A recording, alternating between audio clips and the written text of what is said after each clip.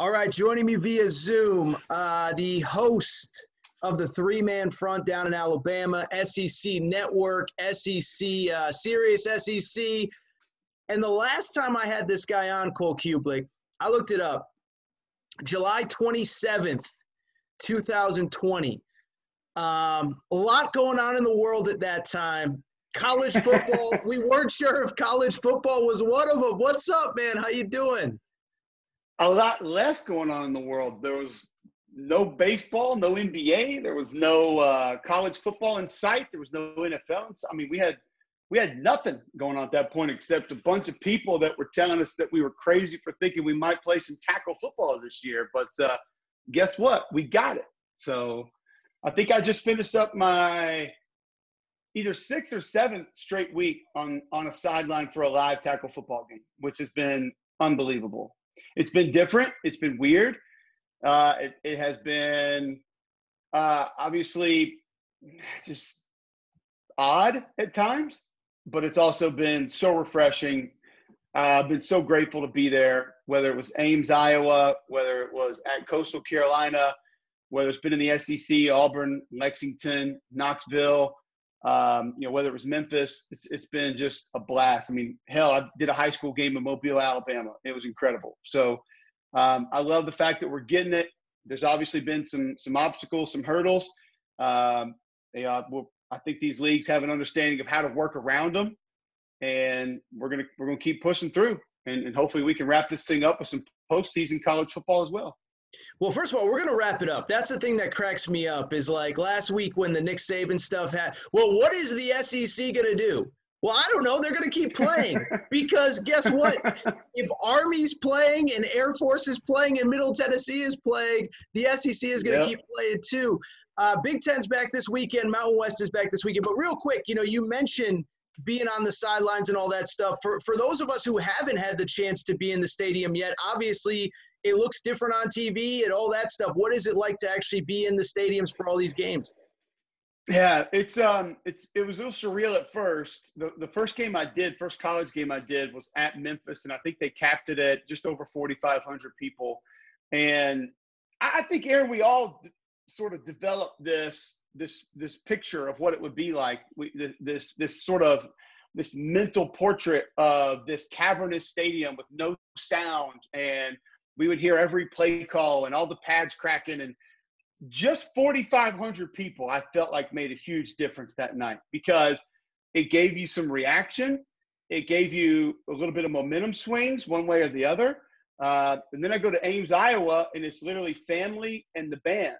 But they did a really nice job on the visitor sideline of taking the dance team, the cheerleaders, the band, the color guard, and they spread them out goal line to goal line. So that bottom section from the goal line to the goal line, it didn't feel empty. And you still got a little bit of reaction, which was good. And it's kind of gone up and up since then. Auburn and Alan Green did an excellent job the way that they spread out their 17,500, which I thought was really smart because when we were at Coastal Carolina, everyone was social distance, but they were kind of in 1/3 of the stadium. So when you got to the other side of the field, it was nothing. But it was actually, pretty exciting when you got to the other side of the field. But when Auburn sort of spread it out, I felt like it was better. A lot of people focused on the optics of it and like, man, this is going to look cool. This is going to be great. And I was like, no, you don't understand. The sound is what's going to be good because it's actually going to feel like a real game because it won't be concentrated to one small section of the stadium. It ended up being pretty good. They let all the students in for the first game too, which is pretty cool. So to make sure they got to go to a game. And obviously they're a little bit more lively than probably regular fans would be. So, I was in Knoxville last week. Now, I will say, Neyland Stadium with 20,000 people, it feels very empty because that's a big stadium. But you still got some reaction. You still got, decent crowd involved. And it's been, wearing a mask on the sideline is not my favorite thing. But I'm going to do what I got to do to work. And I don't mind doing it because I want to be on the sideline. I want to be covering games. And I think people forget you have multiple protocols that you're going to follow. I have Disney protocol. I have Southeastern Conference protocol. And then I have the school's protocol. I had the American Conference protocol. And then whatever school I'm at, whether it's Vanderbilt, Auburn, Kentucky, Tennessee, Memphis, Coastal Carolina, they all have their own protocol, even past what their conferences have. So you have to make sure you're covered in all of those. And they've been a little bit different everywhere I've been, because obviously some of that's going to be governed by the local government and the local whatever laws and protocols that they have in place, be it the school or the city. So it's been odd. Technically, it's been challenging. Gathering information has been a little bit challenging for me, because right before the game, I'm usually out on the field talking to coaches and getting really good information. I'm not allowed to step on the field at any time right now. But man, it's been fun just being there. Tom and Jordan, the two guys I do games with, they're not on site either. That's right. That's my work family. So, we're not going to dinner on Friday night. We're not sitting around watching games on Saturday. We're not going to the gym and talking about football and what we see, what we like, what we don't like. We still have meetings and we still obviously prepare, but it's just different. And I don't care, because I'm just glad that we have it, and I'm glad we're doing it. And I think it's been great so far.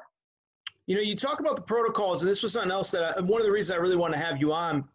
You and I were at the forefront. I don't know if we were the first ones to officially say it, but we were kind of leading the charge of the safest place these kids can be is in the facilities with their medical staff, with the coaches, all that stuff. And now that we've got 3, 4, 5 weeks in the SEC, 6, 7 weeks other places, that narrative seems, at least to me, to be getting out a little bit more of the concerns are, what we talked about before. When does class start? Are kids going to in-person classes? Everything remote? I heard Joel Klatt say it this week of a lot of coaches are concerned actually when parents come to campus and want to just take, their son out to dinner or whatever after the game. Just in your experience, it was easy for us to say back in July, the safest place these kids can be is in that facility. But, without naming any school specifically, is that what you're finding? Is that as much as when I was talking to people on the phone in July and August, it sounded good, now that I'm seeing it in person, it's even another level than I thought it would be? That's 100% real. And there are multiple aspects of what you just said that are real. And I won't name schools or players or programs, but the part about the families, I know for a fact is real, because I've dealt with that. I've had conversations with coaches, with teams that I've been covering and teams that I might cover, and coaches that I know in certain leagues. And there have been multiple instances of players with families, and then players and teammates with one family either going out to eat or hanging out, or everybody coming to the apartment after the game. And that's been a problem.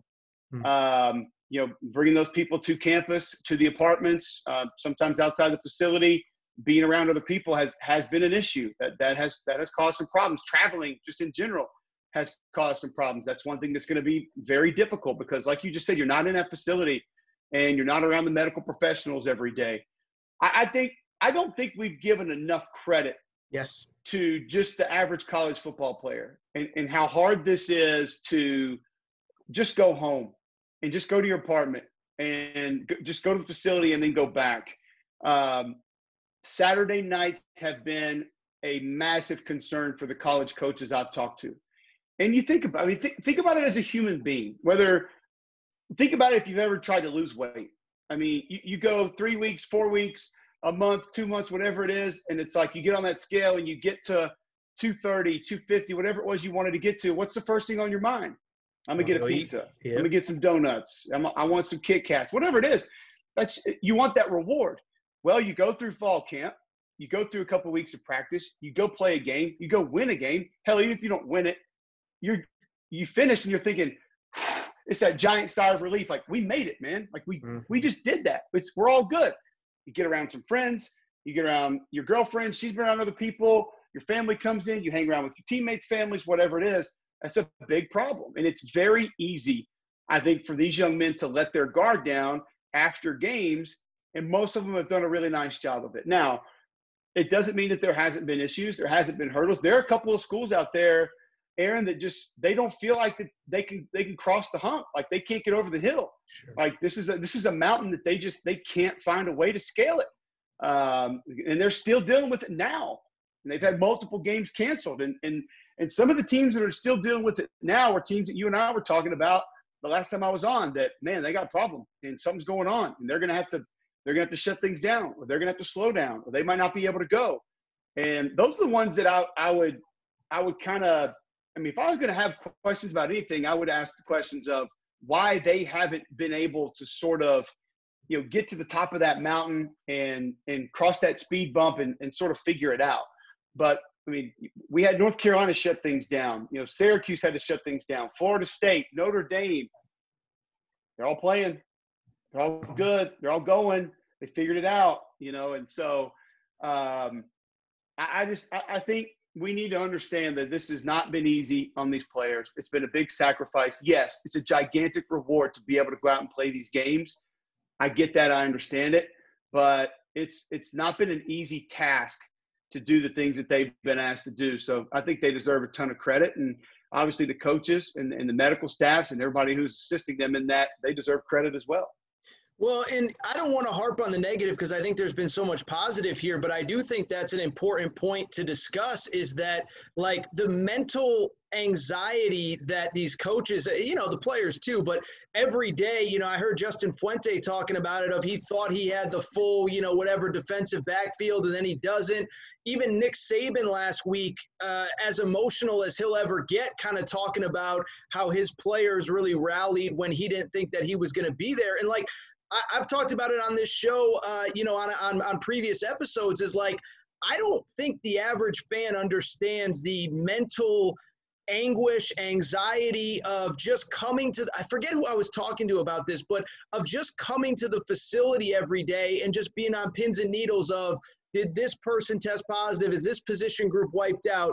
I mentioned Virginia Tech. They're playing walk-ons in the defensive backfield because that's all they're down to. Is this assistant coach not – I don't want to focus on the negative, but I do feel like that isn't being talked about enough of, like, what these teams have to go through, not only on a weekly basis to play on Saturday, but as you just said, Monday, Tuesday, Wednesday, showing up having no idea who's going to test positive and who's going to test negative. We've talked to a couple different coaches leading into games that we were going to cover. And just imagine that you're sitting around. We talked to one head coach that was telling us they were sitting there Friday morning awaiting test results before they went to travel. And if there were 3 or 4 or 5 that came back positive, they would not go on the trip with them to where they were going to go play on the road. So say you have 3 offensive linemen, 2 safeties, 2 running backs, and now you got to go get on that plane and go play in 24 hours. So, yeah, that part's tough. I think where a team like Alabama, who has decided to kind of go with the daily testing, and if you talk to some medical professionals, they'll tell you that there's, I think, an 18% false positive rate on that. So, but I think what it does is it kind of helps get past what you just mentioned, that mental hurdle, it becomes routine. So you're not sitting around every day going, it's positive, negative. You're just kind of like, all right, we took a COVID test today. It's just kind of, it's what we do. We do it every day. It's no big deal. Big Ten players, Pac-12 players will have that advantage. I do think that it can sort of help you make it more of just what you do every day. Football players are routine guys.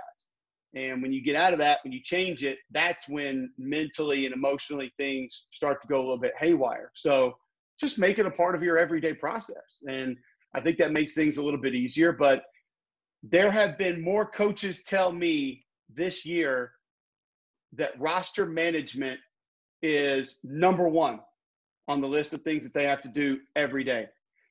I've talked to 2 coaches that have told me, head coaches, that have told me they have roster meetings every day. Never done this before. And the staff gets together, or they get together with the director of player personnel, and they literally just go through, probably not going to have this guy. Chance we're not going to have this guy. If we don't have him, where do we go? And coaches are cross-training guys. You have safeties who are practicing at corner, defensive ends practicing at defensive tackle, centers and guards are practicing at tackle, tackles are practicing at center, tight ends are practicing at fullback. You got to be ready to say, okay, these 4 guys are out. We need to move this one over, or this guy's got to come down with the depth chart. We just got to figure it out. I mean, Malzahn told us before the Kentucky game that through 6 weeks of preseason practice, they didn't have the same offensive line for 1 week because of contact tracing. I mean, Tennessee's got a kid that got hit with contact tracing twice. He only practiced 5 times before the season started. So he's a sophomore. He's not ready to play. He's out there giving it his best, but those are just the things that a lot of people, like you said, won't talk about, that are having to be overcome, that are having to be dealt with. And I don't think to clarify, no one's complaining about any of this. They're just letting us know this is what it is. This is what we're dealing with this year. This is real life. And so it's impressive. It's frustrating to hear, and I'm sure to go through. But every one of them would tell you that it's absolutely worth it to be able to get these games in. No, 100%. And that's the only reason why I bring it up, is because I don't think people understand on a day-to-day basis how much coaching staffs, players, trainers, whatever, having to go through. Big Ten this weekend. Since you and I last spoke, we went from we don't know if there's going to be anything to Big Ten out, player safety in, can't play at all. Now we got the Big Ten back this weekend. They're playing an extra game at the end of the season, which I find hysterical because it's all about player safety, but we're just going to lop on an extra game that's meaningless on the last weekend in December. Well, as you look back on that era, that magical, 6 to 8 week stretch with Big Ten football, I mean, I'll never forget Kevin Warren on my TV. No disrespect. I'm just saying he was definitive. We are not revisiting this. Yeah. Here we are, Nebraska, Ohio State, kicking off. I guess Wisconsin, Illinois technically kicks off the season on Friday. I think what you had was you had a lot of involvement in that decision. And I think I told you the last time that I was on with you, and I'll back it up and I'll say it again. The people who believe that Kevin Warren showed up to work that day and typed out an email to everybody in the conference saying, well, we're not going to do it, like it was his decision to just make and go with, that's not real. Don't allow yourself to believe that. There was massive influence from very important individuals in very important seats across the geography of that conference that assisted, helped, swayed, politicked, and pushed to have that decision made. And I think there was also a race to be first. Sure. And that turned out to be a bad decision. Let's just say it now, call it what it is. And I know that there was an effort to attempt to recruit other conferences to join them in that decision. And the other conferences said, no, there's no need to make this decision now. We can wait and make the same decision, and there's no harm done. And that turned out to be the right move. Swafford and Sankey and Bowlesby, they made the right move. They sat back and said, why not wait? Why not see? Because this thing seems like it's changing every day, so maybe it'll change for the good. And they did. I don't have as good of information as to how it got back. Sure. And what the percentage of influence was as to what allowed it to reoccur and show up again. I'm damn happy that it is. And, I'm happy that I get to watch a kid like Wyatt Davis play guard for Ohio State this year. I'm happy that I get to see, Tanner Morgan go out and be one of the most efficient quarterbacks in college football again, see if PJ Fleck can have that team in contention for a playoff spot maybe. I want to see what James Franklin can do with what he has back on offense, even if no Journey Brown. I think they could be a real contender. So, and here's the other part of just kind of a sidebar, the Big Ten, the Pac-12 coming back. There's going to be spots open, man. I mean, this is Alabama, Clemson, and a massive gap right now. Massive gap between everybody else. So you're looking at two spots that are there and going to be there.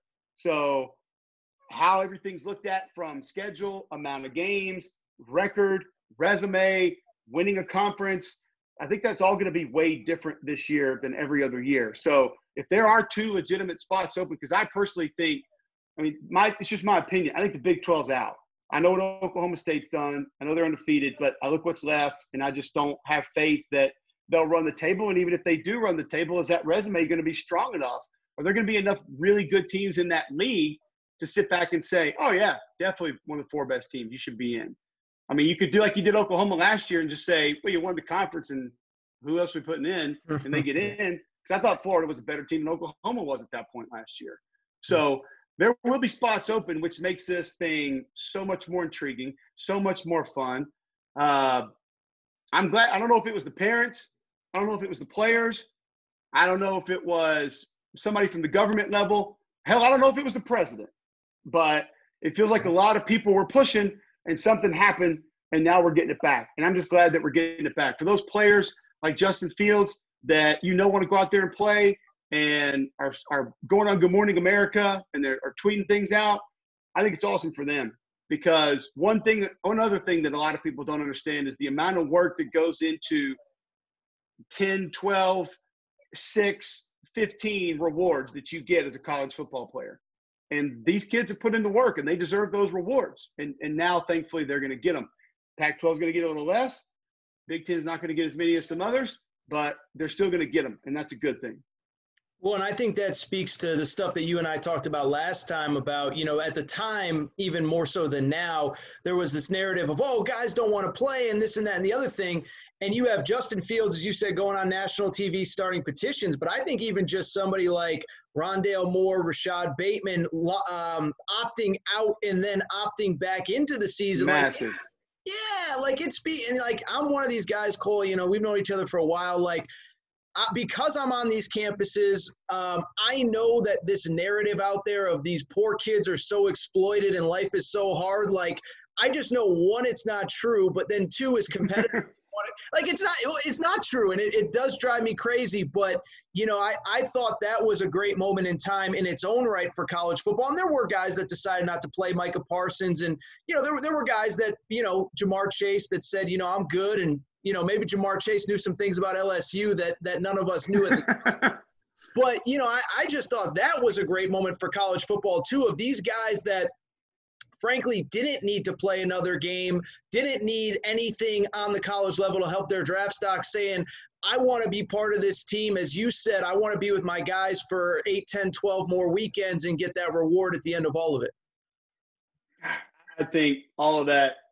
And am I bummed that we're not going to see Penei Sewell play? Am I bummed that I don't get Micah Parsons and Jamar Chase? Absolutely. It's fun watching those guys play. And I was really anxious to see if Oregon could contend not only in the Pac-12, but maybe for that playoff spot that they were close to last year. And, I kind of look at them like I do LSU, and kind of like I look at A&M, who's the team that has the schedule to really kind of get back in the mix. But I look at them and say, man, if their opt-outs were there, this thing could really be different, really be different. But that was fantastic. I mean, those are guys that are going to be early draft picks and have a ton on the line, a ton of money on the line. But that shows you what college football means right there. I mean, when you get 2 first-round picks from Ohio State, say, we're out, and you could kind of tell they did it because they felt like they had to, because they didn't know what was going on. And then immediately, we're going to do what we need to do to get back in, 100%. And, Bateman had been out for a while, and then probably sitting there saying, oh, I get to go run with those guys again? Let's do it. Figure it out. What do I need to do? And they made it happen. I will say this. I hadn't heard much from the old, the old Fair Play Act hashtag out in the Pac-12. Yeah, go ahead. I mean, are they gonna play? I mean, hold on. They weren't gonna play when they thought they were gonna play, and now they're gonna play, but I don't know if they're gonna play. So, couple things. First of all, I don't know how that rev split worked out in the Pac-12. I'm guessing not too well. It's really funny. I was literally on the phone with my mom right before you and I hopped on, and she was asking me. She's like, "So did they have to sign a waiver or anything?" I'm like, "Yeah, I think that waiver stuff. Maybe they had to sign something." But I was like, "I think that waiver stuff was, back in early August when, the narrative was a little bit different." But, dude.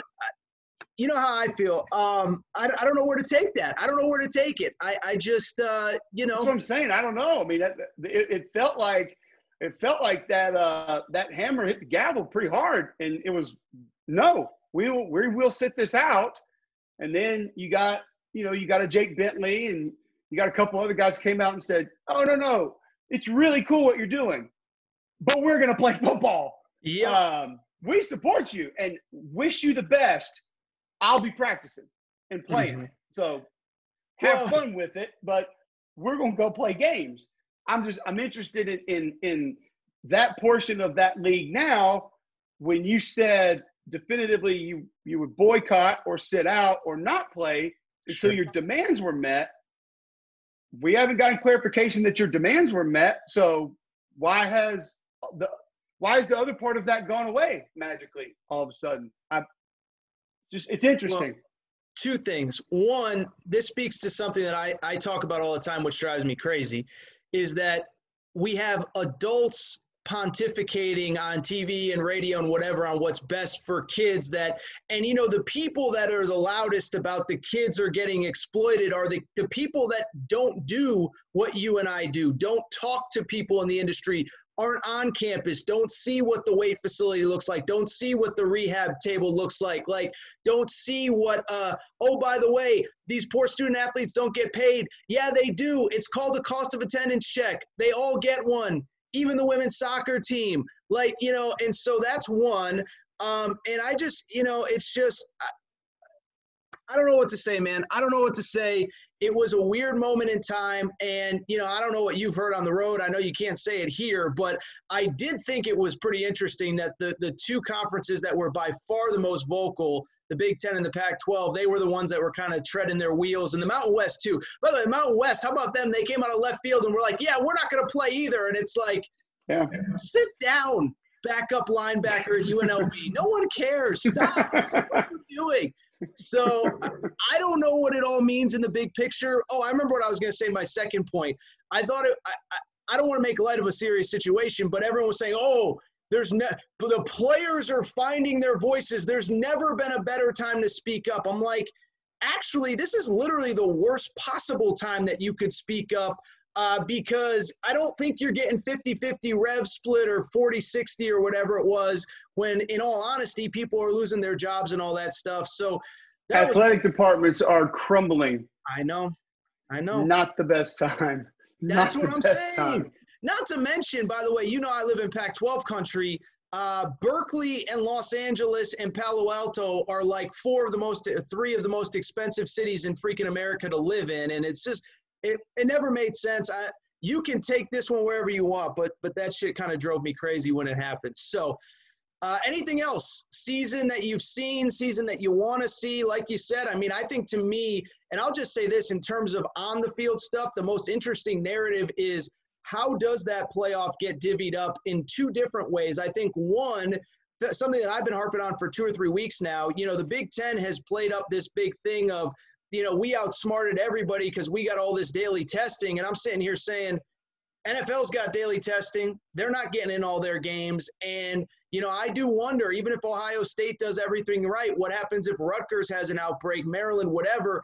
And I think that leads to me to like the biggest, most interesting question that comes out of this season is how do those 4 teams get picked and what are the criteria relative to the fact that do you punish a Notre Dame that goes 10-1 or 10-2 or 9-2 or whatever it is over a 7-1 Ohio State team when Notre Dame's been practicing and playing all along? So I don't know what you find interesting on the field, but that's kind of what I'm looking at is just trying to figure out how we pick out these 4 teams. I'm with you. I think, and like I said earlier, I just believe Alabama and Clemson are in, and I don't think there's any sort of a big gap between those two. I think you can pick and choose your differences of strengths and things that you like between the two, but I put them on a pedestal by themselves, and then I move on. And who's next could be really intriguing because, and speaking to the maybe believing that you outsmarted everyone, with your contact tracing and positive test protocol that's in place, Big Ten fans need to understand that at this point in the season, so let's say 3-4 weeks in, if a Big Ten school was going through what Baylor's going through right now or what Florida's going through right now, there's a good chance that they're done, that they would not play any more football the rest of that year. They're not going to have the bodies to be able to do it. And that's not to say physically wouldn't have them. They're not going to be allowed to have the bodies to step onto the field to be able to do it. So outsmarted, no. You didn't give yourself leeway. You didn't give yourself the flexibility that's going to be needed. I had no doubts about how this season was going to finish until this past weekend, and 2 SEC games get postponed, and then the rest of the schedule has to be shifted around. I still think that they're going to finish, and we will have a finish to the season, be it championship games in the conferences and a college football playoff. But it's only human nature to say, oh, man, like this is not the one that I thought could happen, because everything seemed to be just moving so smoothly down this path through this season. But to not give yourself any leeway it's almost asking for it. Yep. Because this thing can hit your team hard, and nobody can have – no one could have been irresponsible in any way. It could be a total accident. And all of a sudden you could have 15, 18, 20 guys out. And in that deal, they're going to be out for like 3 weeks. Mm-hmm. So, and then what? And then the people they come in contact with. So it's going to be interesting to see that part of it. And the SEC did a magnificent thing 2 or 3 Fridays ago, and that's how Saban was able to coach. PGA was doing this early on, where you could test back in. The champ guy was able to. I think he tested positive on like a Sunday or Monday, and then he goes negative. He flies out and he competes. Mm-hmm. Now the SEC changed their rule where if you have an asymptomatic positive, you can test back in, which is 3 tests, 24 hours apart, all negative, boom, you're back in, which is the way I think it should be. CDC recommends that. So now you go symptomatic and all that's out the window. It's done. I think you go immediate 10-day quarantine and the rules change. But that actually gives the SEC more freedom and more leeway and more flexibility to potentially get guys back. So I don't know. This committee is going to have to force themselves to look at so many things in a different way. They're going to have to look at rosters. They're going to have to look at consecutive weeks played. They're going to have to look at what fall camps were like. They're going to have to look at a loss maybe not being normally what a loss would be. Sure. The resume's got to be important. It always is, but more important now. The eyeball test, I think if the eyeball test has been 60%, 40% of this deal before, it's got to be 80% now. Because you don't know what, and I don't mean these specifically, but you don't know what an A&M win over Florida really was unless you have information. And you can really dive into those 2 programs and know people that were involved. You don't know what a Florida State win over North Carolina was unless you really know people and have spoken to people who can give you the information about availability, and not just availability for that game. But I've talked to coaches that had players come out of protocol on a Wednesday, and they get a Wednesday, Thursday practice, and then they go play. That impacts your team. That affects your team. So I think it's easy to sit back and say, oh, well, that should let somebody else in. This is the best chance for them to get in. I disagree, because look at what the ACC is going to play, the Big Ten is going to play, the SEC is going to play. And for a team like BYU, no. You look at that schedule and you say, I don't see how that's going to be possible at all. There's zero name recognition there. And I'm not saying that's be the only reason that teams get in, but I think it's actually going to be more difficult for a BYU, a Boise, if a Central Florida was undefeated. I think it's going to be more difficult for them to get in, because everything's going to be so much more difficult to evaluate that you're not just going to immediately prop up other teams that are sort of in the back of your mind. So it's going to be wild. I mean, it's going to be really wild. Real quick, so you think, say, Notre Dame or Georgia or Texas A&M, they maybe has a second loss, and what you're going to sit back and say is, okay, well, A&M had this many guys opt out, and they had this, the week they lost to this team, that's essentially what you're saying? I think you have to have those conversations. Sure. Absolutely. And you didn't have to have those every other year. You didn't have to talk about opt-outs and guys that were in protocol and a player who got hit with contact tracing and didn't go through practice until Thursday that week, or only had 5 practices leading into the season and took him longer to develop and they lost early. All of that has to be taken into consideration. So I just think that I think if you got 2 spots open and it's not clear, it's not an undefeated Pac-12 champion or an undefeated Ohio State, and maybe it's an undefeated Ohio State, Clemson, Bama, and 3 are easy, that 4th spot could be what we're talking about. And now you really got to do your due diligence. You really have to do your homework on how and why things happen, because this year is going to be more different than any college football season we've ever discussed. No, and I think, real quick, we'll get out of here, is that, I think that was part of, the Dan Mullen thing a few weeks ago, which I had no problem with, which he's like, dude, they were at a major competitive advantage, and I know that A&M fans will say we were only at 25% capacity, whatever. It looked like a lot more, and he's just saying, I just want an even playing field. If we're allowed to have this many people in the stands, let's get this many people in the stands. So I think that's part of it too. But anyway. That's all I got, Cole. You're the man, Cole Cubelic. Unless you got something else, the floor is always yours, my man. You're never afraid. No, my only thing with the fans is I'm very protective of what we have right now. Sure. And because I would like to maintain it, and I know most people in their right mind would like to maintain it. We should forego greed. Sure. To maintain what we have. And I feel like this is not just Dan Mullen. This has been administrations at universities. This has been presidents, ADs, coaches. There are some folks that are kind of really getting their wheels spinning a little bit too fast. And my thought on that would be, we have this right now. It's here. We've got it. We're going to have it. Is it worth the risk to lose it? And I don't think it is. I would rather have the games and protect everything around them than just say, oh, well, we're good, so let's open the floodgates. Let's go. We played 3 games where I guess because I'm so protective of actually having these games, I think the other way on that. And I understand both sides of it, but my thought process would be, no. Wait. Let's not hit the gas on this. I mean, what's the best thing that Greg Sankey has done through this entire deal? Have patience. Yep. So just wait. You're not making your fiscal budget by allowing an extra 10,000 fans in your stands. You're not. I don't care if they each buy 3,700 Bud Lights at every game. That $50 million shortfall ain't going to be covered by that. It's not. Yeah. So pump the brakes, and let's just and I told you this the last time. Let's just do what we got to do to get these in. Yeah. And we'll figure it out later.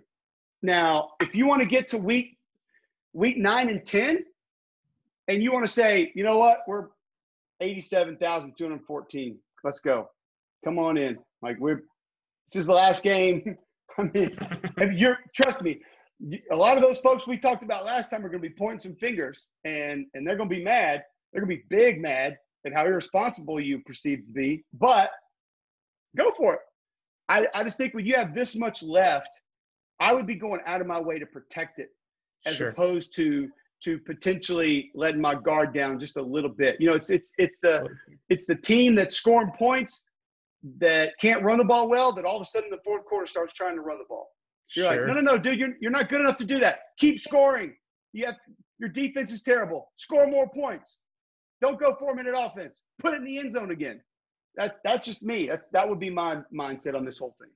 No, it makes sense. And I think last week, as you referenced earlier, it was an eye-opener for everybody, is that, and I'm Mr. let's just push on and play, but it was an eye-opener that we are not as far along as we thought, but we're further along than we were, my man. Cole Cubelic. Yeah.